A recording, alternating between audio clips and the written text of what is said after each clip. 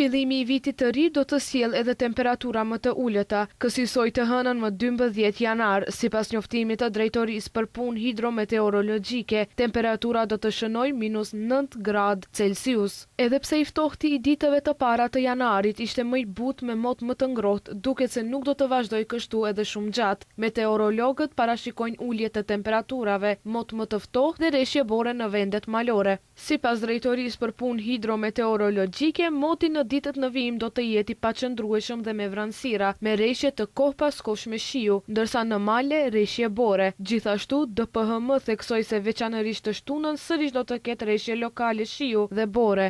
Sipas parashikimeve të DPHM-s, temperaturat do të vijojnë të bien dhe deri të hënën. Si pasojë e depërtimit të ajrit të ftohtë dhe erës së fuqishme veriore, të ejten reshje do të shndrohen në borë në zonat më të larta. Në malet e pjesës perëndimore do të formohet një shtresë re bore, ndërsa një shtresë më e vogël bore pritet edhe në zonat e ulta.